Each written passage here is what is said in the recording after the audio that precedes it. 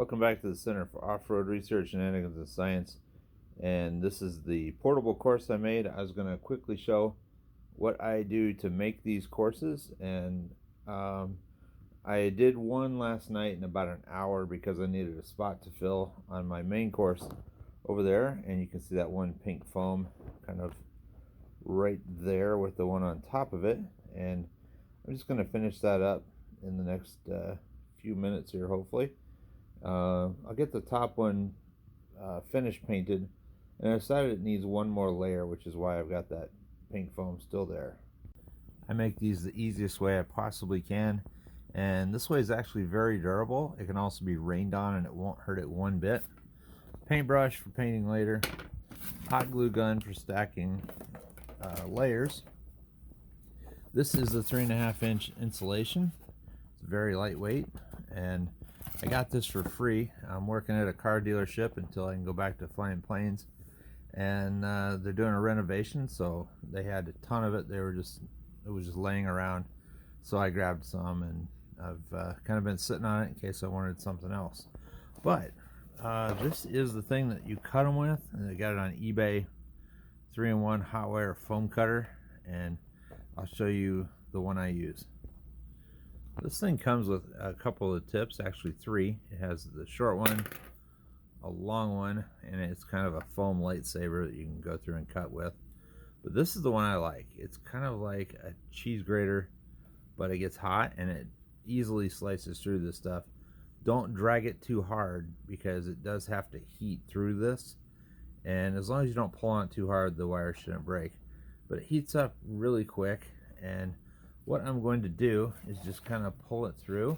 I've marked out here where I want to keep part of it, and I can sculpt everything else, because last night I made this portion, and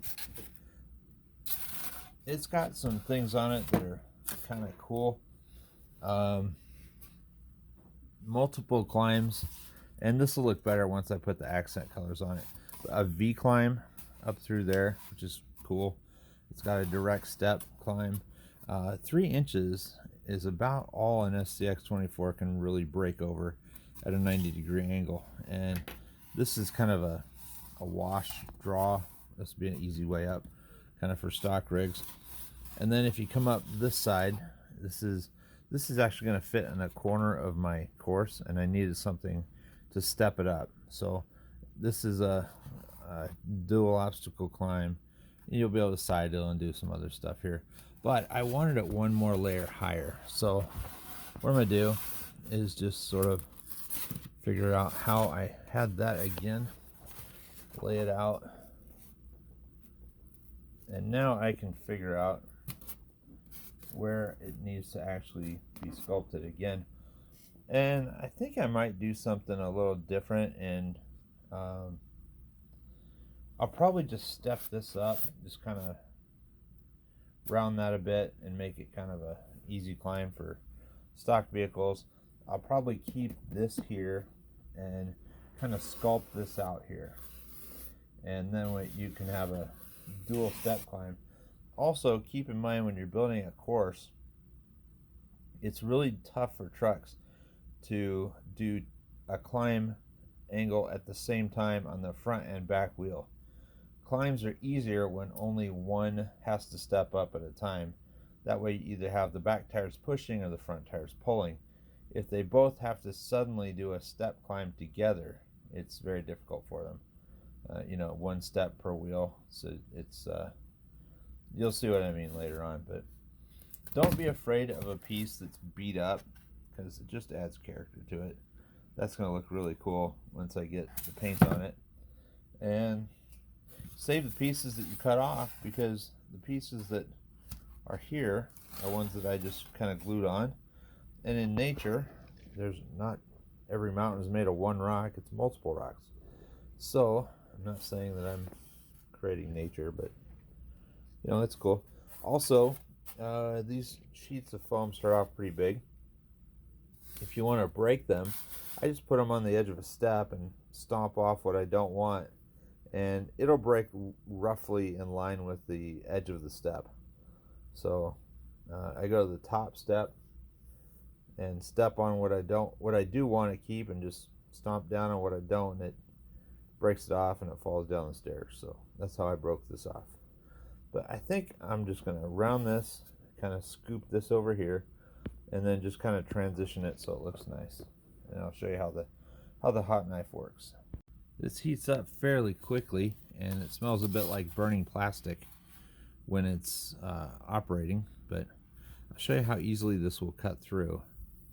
And if you want things to have some character, just kind of wave the wand around a little bit as you cut, and then you get a kind of a scalloped edge. And you can do whatever you want with it. If you pull straight, it'll kind of make a straight edge. But just don't pull too hard that your wire breaks, because it could happen. Also, if you're doing a climb and you want to make it a little easier, leave a kind of a cutout for the diff, and that will give it just a little bit easier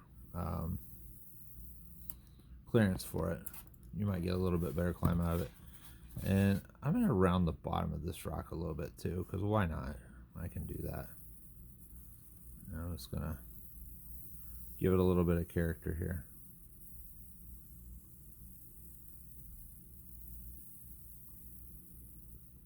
If you do these about a quarter of an inch high, then it still, the tire won't have any trouble breaking over that, because it's not going to hit that low on the thing anyway. This one, I'm just going to do kind of a rounded climb. So I'm going to just kind of give it an edge for the tire to break over on.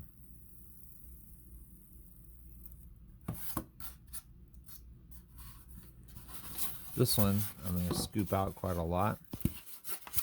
When you're building a course, don't cut the very edge, because sometimes you need a tire guide.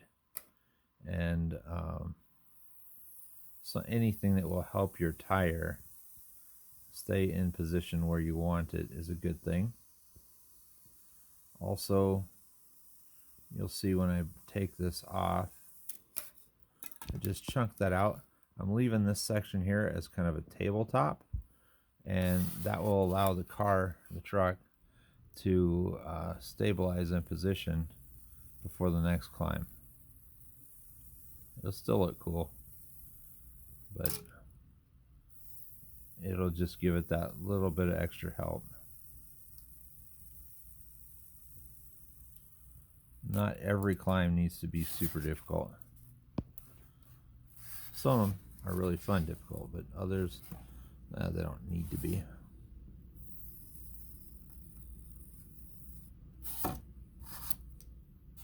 This is basically how I do it.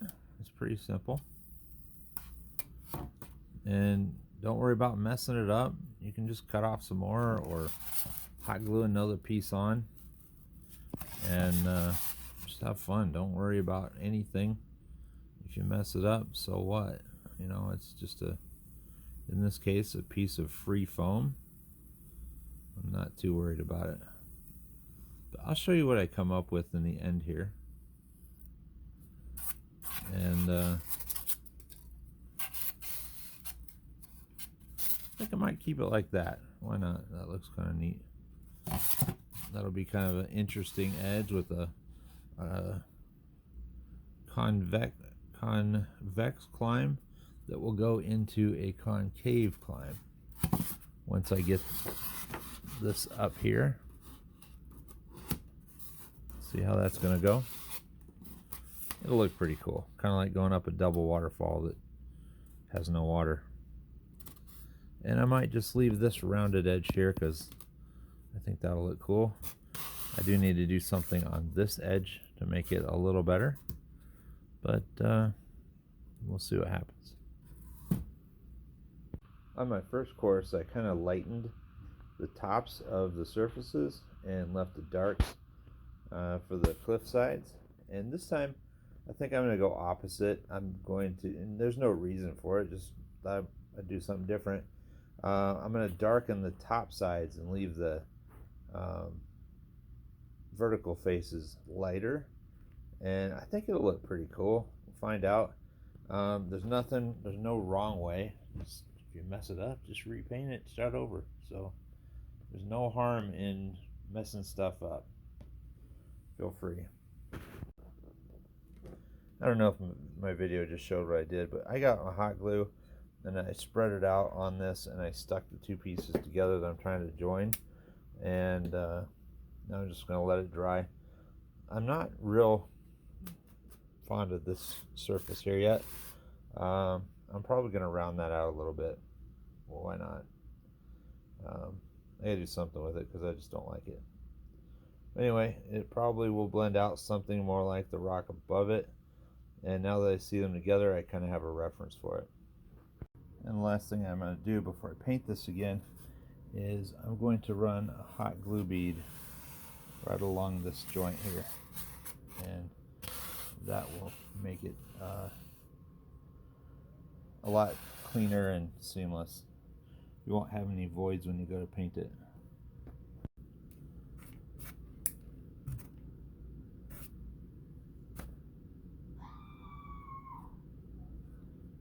I have people screaming in my background. Sorry about that.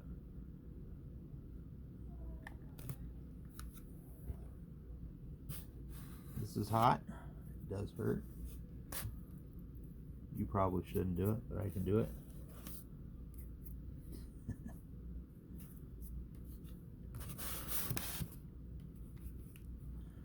Wait for it to kind of cool for a half second before you touch it, if you do what I do, because it is hot. It only hurts for a second, and then you have a cool product.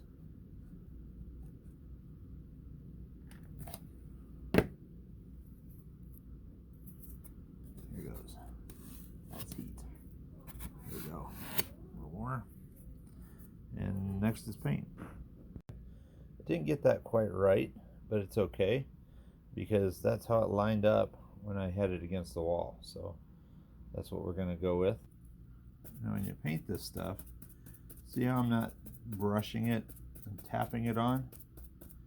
That somewhat gives it a bit of texture, and the texture it ends up being is grippier than quartzite, which is the rock out at Sioux Falls at Falls Park, which is an awesome place to crawl, but the rock is pretty slippery. But the final product is not as grippy as sandstone, where we like to go out at Red Rock.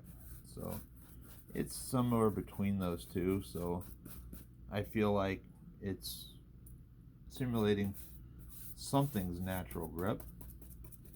So that's why I don't bother putting any sand or texture in it. It's just latex house paint, and because it's latex house paint, I can also allow this to be outside in the rain and it doesn't hurt it. And you can see right here that by putting that glue line in there, it kind of blended out that transition a bit. And I'll just finish painting this up and should be ready for tomorrow. I'll do some accent paint on it later after this is dry, and I'll try to show that to you tomorrow. It'll be in the same video, but this will have to dry for a little while before I can put more paint on top of it. And there it is with all the steps painted up. And I could have done more with this here, but I really didn't think it was necessary. This is kind of a fancy step, and I needed it just to fill a gap. I did shave that side before I went ahead and painted it, because I just thought an overhang looked kind of bad on it, and it doesn't hurt it for the final product to not have it there. So I'll put the darker stuff on the top, kind of streak it down the same way nature might on the vertical faces, and I'll throw it over in the hole where it's going to fill the gap. I ended up scalloping out that edge there because when I put it on the course, it kind of needed it. So I found out that a hot knife will still cut through the paint just about as easily as it goes through the foam itself. So don't worry too much if you decide to cut more later, because it turns out you can. This is the gap I'm talking about, and I'll just move this mountain over here, put that in place, and I will fill some of this gap here. And one of the things I like to keep is a box of rocks. Pretty smart. I could fill this this gap now, so that's what's going to happen. It'll be ready for my buddies when they come over today. I'll worry about finish painting it, the accents, later on, and should be a cool day to go crawling indoors, because outdoors it's not going to feel like it's much above 10 today, I believe. So enjoy your outdoors if you live in the South, guys. Wish I did.